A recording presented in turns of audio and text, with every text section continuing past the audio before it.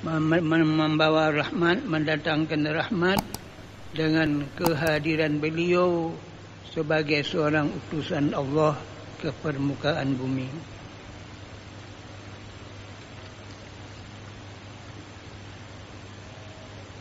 Pada pertemuan kita yang ke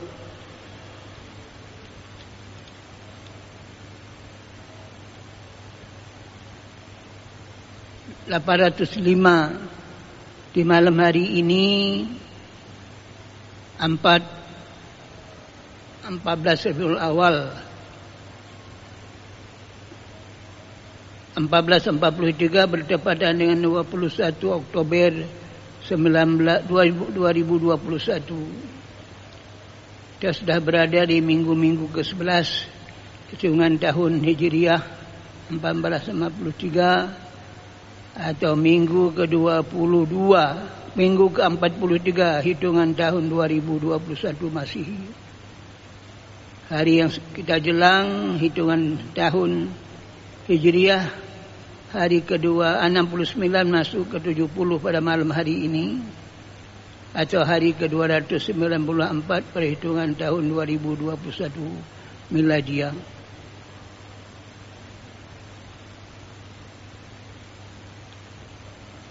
Yang menjadi pokok bahasan kita pada malam hari ini, judul kita ini sifat yang melekat pada diri Muhammad dalam pandangan sahabat dan orang-orang yang dekat dengan beliau.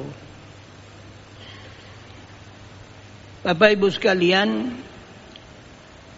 Allah menyatakan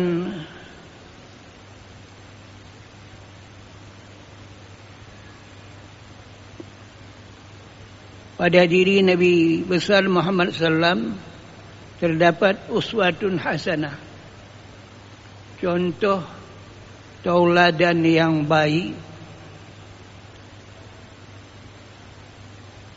dan tujuan Nabi diutus liutammima makarimal akhlak, untuk memperbaiki akhlak yang telah rusak. Beliau diutus untuk menyempurnakan akhlak manusia yang telah amburadul itu. Wama Muhammadun illa rasul. Muhammad itu adalah sebagai salah seorang rasul, merupakan rasul yang terakhir. An-Nabiyil Ummi, nabi yang ummi, tidak bisa tulis baca, sehingga beliau tidak bisa mengarang, tidak bisa membuat syair, tidak bisa membuat sesuatu yang tidak patut dibuat. Sebab semuanya nanti dibuatnya dia ummi, supaya orang jangan menuduh Nabi itu yang membuat Al-Quran.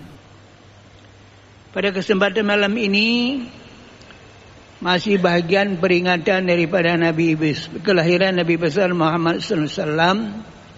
Kita ingin mempelajari atau memahami sifat-sifat yang beliau miliki.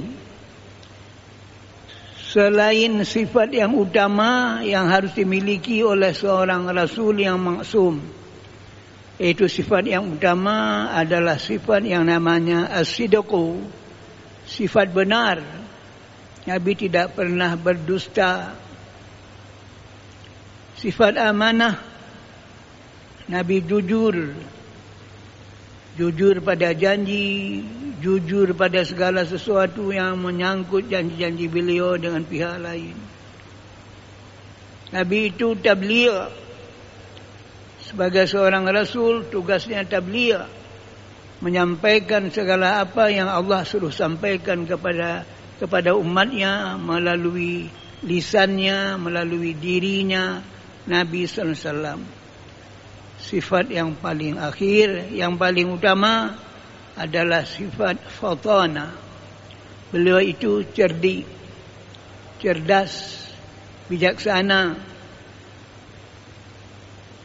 Memang Nabi tidak pernah mendapat pendidikan sampai, kalau model sekarang, sampai orang belajar di S3. Tapi kemahiran beliau, kemampuan beliau melebihi segala apa yang ada pada hamba-hamba yang lain. Sebagai seorang Nabi yang maksum, Allah memberikan sifat-sifat utama sebagai Nabi yang maksum. Kemudian sifat-sifat lainnya yang patut kita tiru dan patut kita pakai dalam kehidupan kita sehari-hari. Pada kesempatan ini kita ingin menggambarkan bagaimana sifat-sifat yang dimiliki Rasul itu yang diutarakan oleh orang yang paling dekat dengan Rasul. Siapa yang paling dekat dengan Rasul? Terutama sahabat-sahabatnya. Salah seorang sahabat yang paling dekat dengan Rasul adalah sepupunya Sayyidina Ali karramallahu wajahahu. Pada satu saat, hadis yang datang daripada cucunya Hasan, Anil Hasan bin Ali radhiyallahu anhu qala,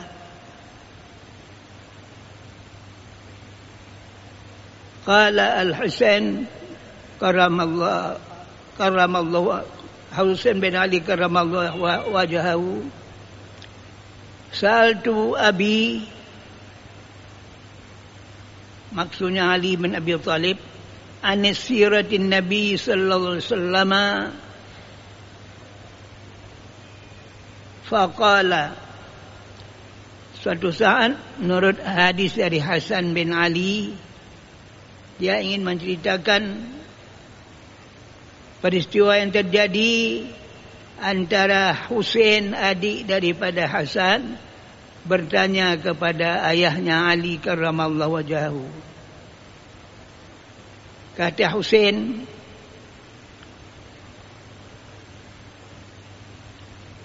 sa'altu abi, saya bertanya kepada ayah saya yaitu Ali bin Abi Thalib, an siratin Nabi sallallahu alaihi wasallam, tentang sirah. Sirah itu riwayat hidup yang lengkap, biografi, autobiografi Nabi yang lengkap, ditanya oleh anaknya Ali karramallahu wajahu yaitu Husain kepada ayahnya. Lalu kira-kira pertanyaannya, bagaimana apa dan bagaimana sirah? Sirah itu perjalanan hidup, autobiografi atau biografi dari kehidupan Nabi. Lalu Ali memberi jawaban, kana Rasulullah sallallahu alaihi wasallam daimal bishri.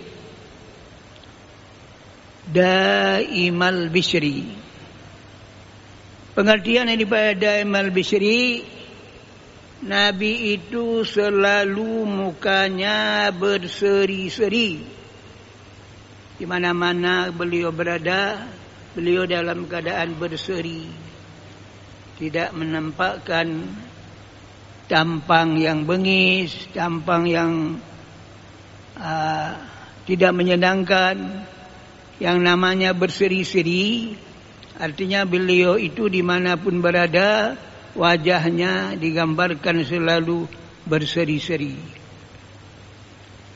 Pengertian berseri-seri artinya beliau itu ketika bertemu dengan seseorang atau menyambut seseorang tidak pernah bermuka masam. Selalu beliau menunjukkan muka yang berseri-seri. Bapak Ibu sekalian,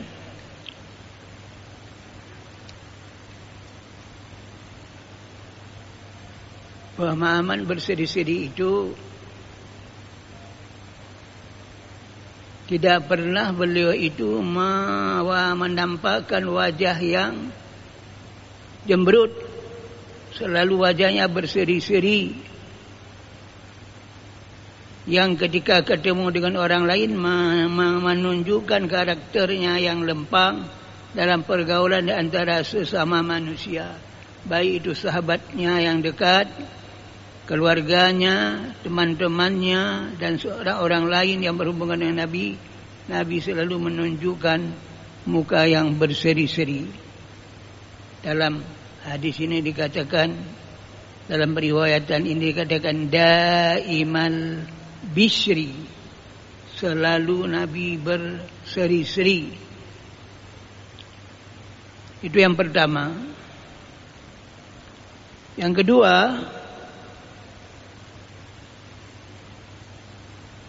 sahdal khulqi,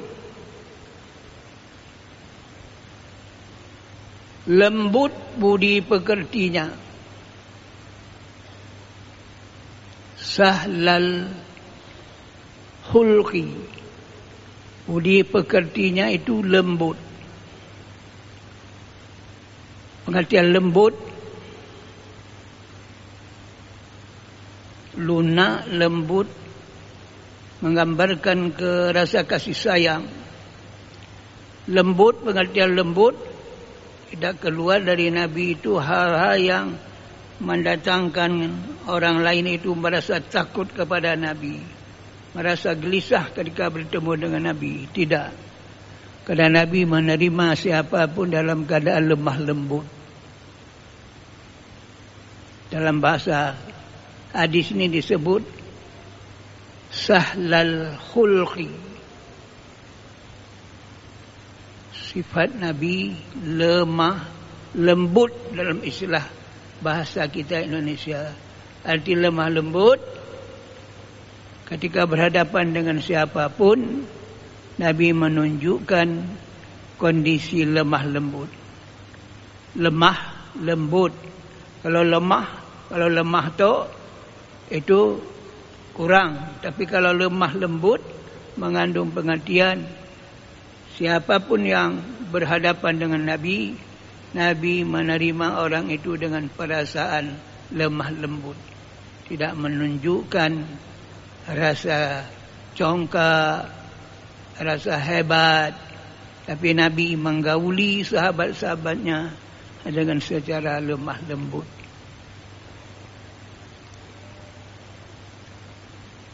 Yang ketiga, lainul janib. Sifat yang ketiga dikatakan lainul janib.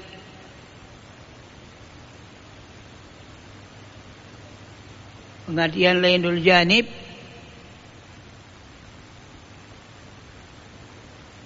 ketika Nabi berbicara, cara bicaranya sopan santun, tidak menambahkan kekerasan.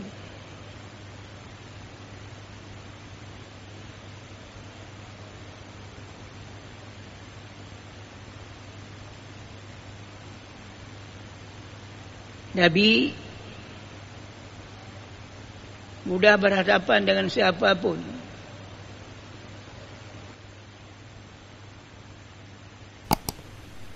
Artinya ucapan yang diucapkan Nabi itu dalam, kalau ada bahasa lain, ramah tamah, ya.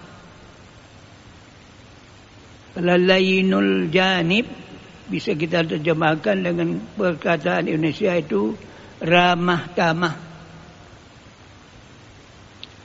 Ramah tamah. Arti ramah tamah, siapapun yang ingin berjumpa dengan Nabi, berbicara dengan Nabi, Nabi melayaninya dengan ramah tamah. Ramah tamah dalam bahasa Indonesia.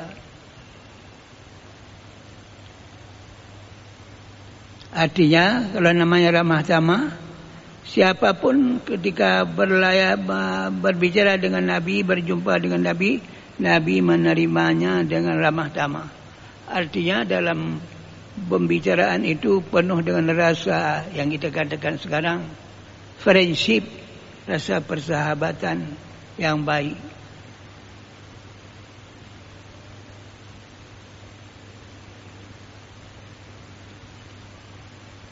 Dalam bahasa Arab dikatakan lainul janib. Kita terjemahkan lemah, ramah tamah.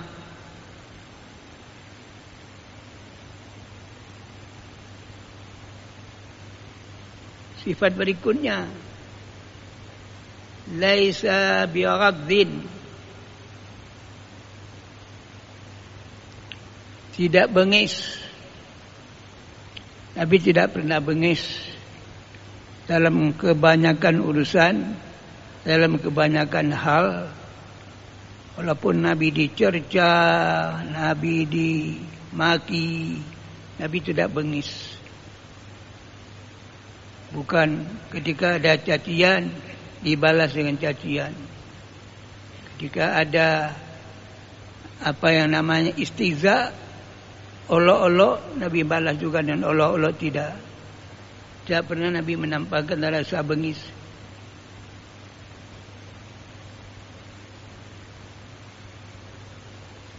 Kalau Nabi menunjukkan tidak ada rasa bengis, istilah sekarang, Nabi itu penuh dengan tasamuh, toleransi.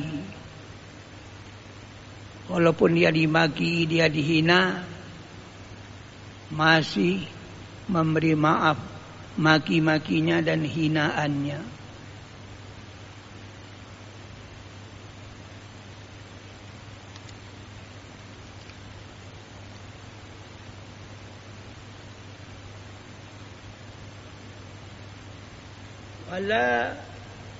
Wala bi'adhin,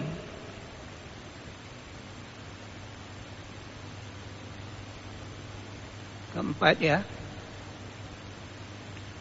laisa bifadlin wala ghalidin. Nabi tidak pernah berkata kotor, berkata jorok, mengeluarkan kata-kata jorok, kata-kata kotor. Yang namanya jorok itu sebenarnya ucapan-ucapan seperti itu tidak harus keluar.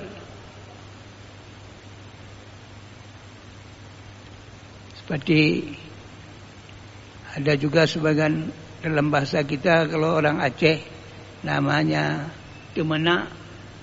Kalau namanya Tumena itu biasanya keluar kata-kata yang jorok, kata-kata yang tidak suka, tidak ingin kita dengar, kata-kata yang jorok itu. Kadang-kadang yang ucapan-ucapan yang hina, yang tidak bisa kita dengar, itu yang diucapkan. Jadi Nabi tidak pernah berkata jorok, berkata yang tak sopan.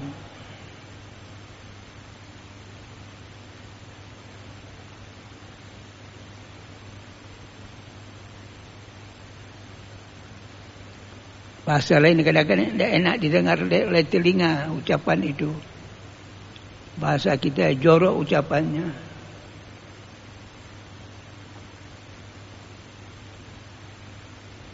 Seterusnya, sifat yang dimiliki Nabi ini menurut yang dikatakan oleh Ali karramallahu wajhah, wala sahabin,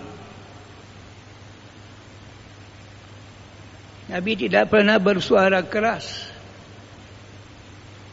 Bahasa lain kita katakan berteriak. Seperti teriakan orang, ada sebagian orang ketika jualan barang berteriak-teriak. Manggil juga dengan berteriak-teriak, menyuruh juga berteriak-teriak. Jadi bersuara keras.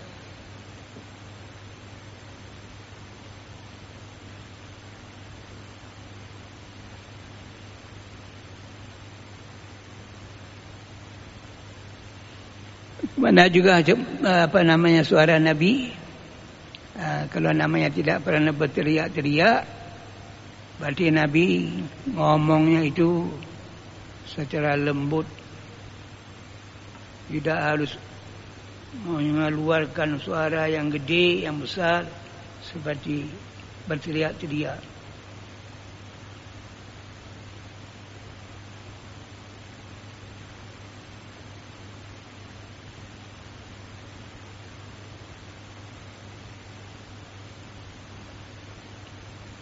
Wala fahashin, tidak pernah Nabi itu berbuat keji atau onar. Tidak pernah terseret dalam kemaksiatan. Fahsya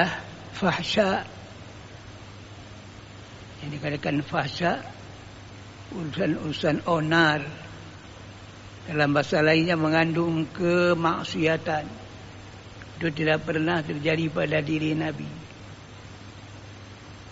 Memang beliau itu sebagai seorang Nabi yang jadi utusan Allah dalam melakukan seruan itu bukan dengan teriak-teriak. Bagaimana juga dengan lemah lembut.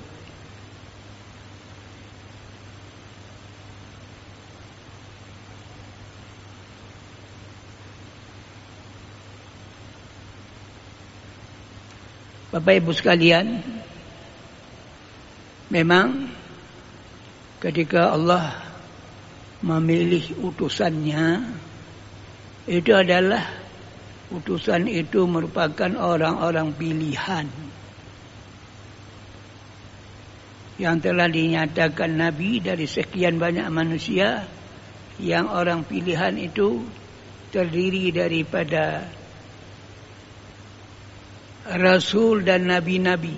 Kalau Nabi itu banyak, sampai 124.000 Nabi-Nabi. Sedangkan kalau Nabi itu melaksanakan sesuatu untuk diri sendiri, dia tidak diberi kewajiban menyebarkan atau berdakwah. Tapi kalau namanya Rasul, setiap orang yang namanya Rasul juga Nabi, dia diberi beban dengan beban dakwah, diturunkan kitab atau diberikan wahyu kepadanya. Wahyu itu untuk disebarkan kepada umatnya. Dari sekian banyak Nabi, sekian banyak Rasul, Allah pilih 25 orang yang menjadi Rasul.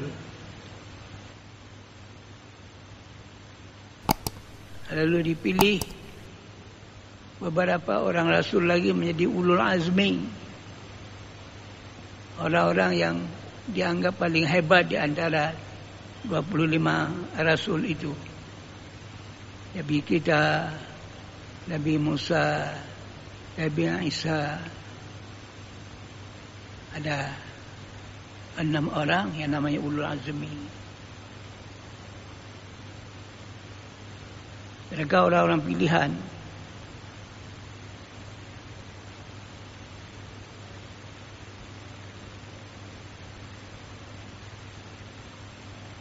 Lalu wala ghayyab, tidak pernah mencela orang lain dalam kehidupan sehari-hari. Nabi tidak mencela, tidak pernah mencela pihak lain. Mencela, mengkritik orang dengan keras di depan orang lain, sehingga orang ini yang dicela itu merasa tidak enak.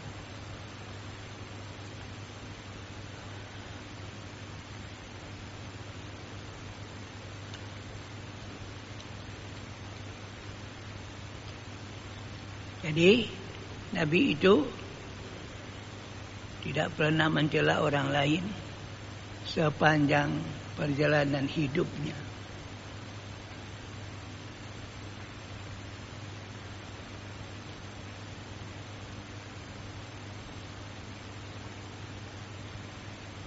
Seterusnya dikatakan wala musyahin yataghafalu amma la yastahi wala yuwisu minhu rajihi wala yukhayyibu fihi. Qad taraka nafsahu min thalatha al-mira wal ikthar wa ma la yu'nihi.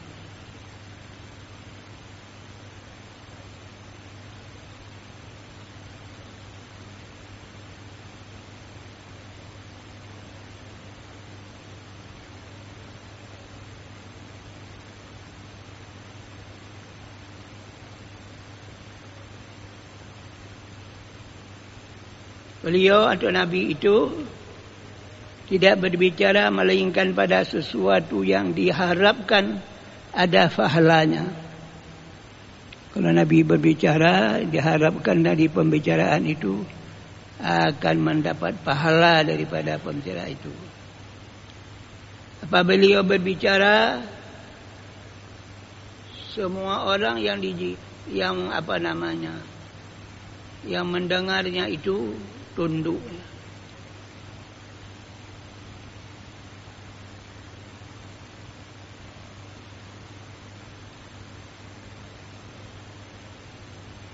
Beliau mencegah dirinya dari 3 perkara, yaitu mira. Mira itu perdebatan, berdebat.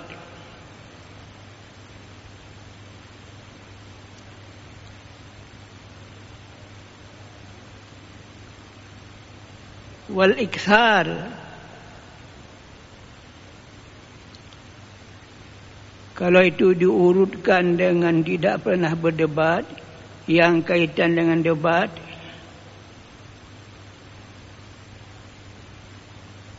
bicara yang banyak.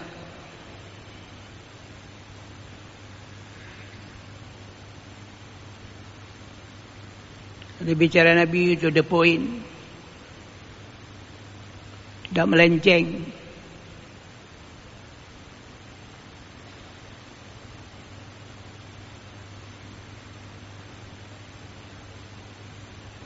Tidak ada ucapan Nabi yang cuma rugi begitu dikeluarkan, tidak ada manfaatnya, tidak ada itu.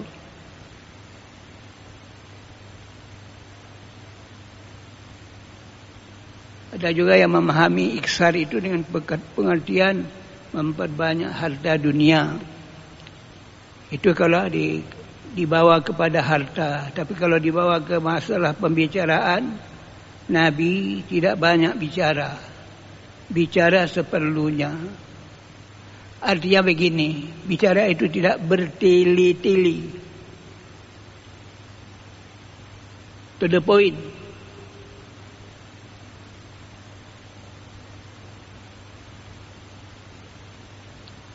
Demikian juga Nabi yatagamalu amma la yastahi.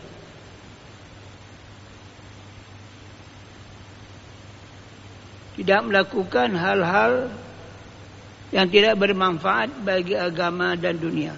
Ini bukan. Kalau ini tidak melakukan tidak mencela sesuatu yang beliau itu tidak suka. Ada hal-hal yang dilihat tidak menyenangkan, tapi Nabi tidak mencela.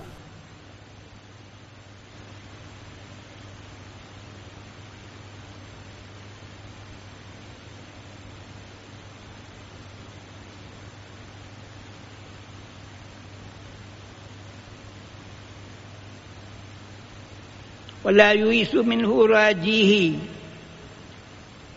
Nabi tidak memberi putus asa bagi orang yang meminta pada Nabi, yang mana mereka mengharapkan Nabi memberi pertolongan kepadanya. Tidak memberi putus asa. Tidak mengatakan tidak. Kalau ada yang minta, Nabi tidak mengatakan tidak. Tidak ada tidak. Kalau dalam bahasa halus kita sering juga memberi jawaban kalau ada yang meminta, maaf ya. Tak pernah Nabi mengatakan maaf.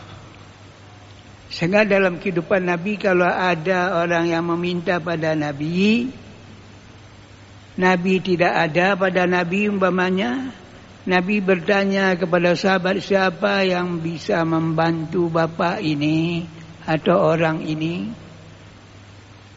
Kalau itu tidak ada juga, maka Nabi menyatakan kepada orang itu, pergilah kamu ke lepau itu, ke kedai itu. Kedai di mana Nabi tahu kedainya dan orang itu tahu dan Nabi. Kamu ambil barangnya, kamu ambil kebutuhan kamu, nanti saya yang bayar.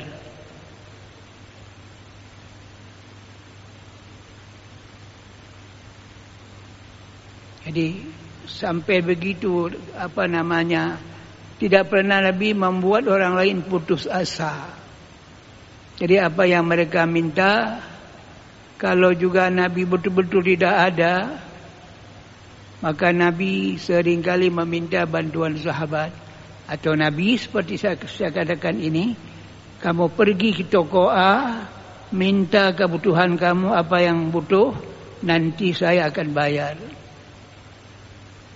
Jadi tidak pernah berbuat putus asa pada orang yang meminta.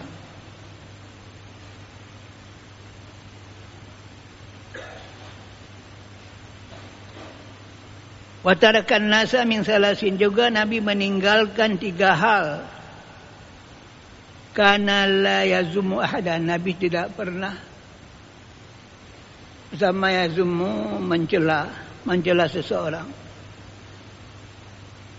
Wala ya'ibuhu, tidak pernah membuka aib seseorang. Wala yatlubu auratuhu, tidak pernah membuka malu. Membuka seseorang itu yang malu, menjadi malu orang itu tidak pernah Nabi membukanya. Demikian sifat-sifat yang utama yang pada malam ini mungkin kita tidak bisa menerangkan semuanya.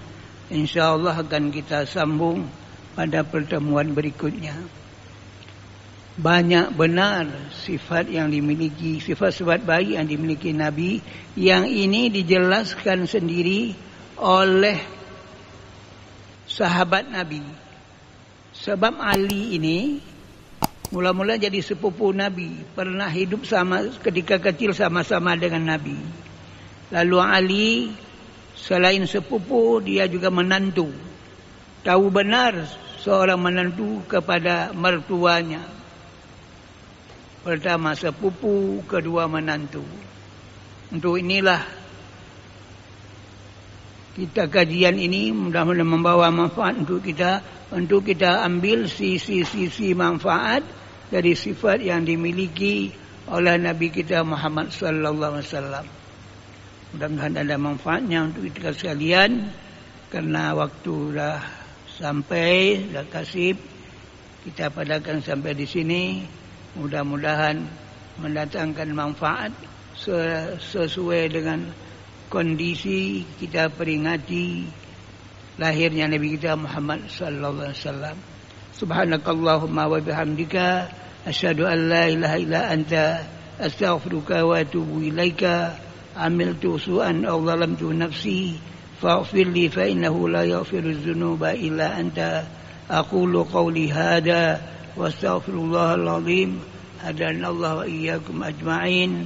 Wassalamu alaikum warahmatullahi wabarakatuh.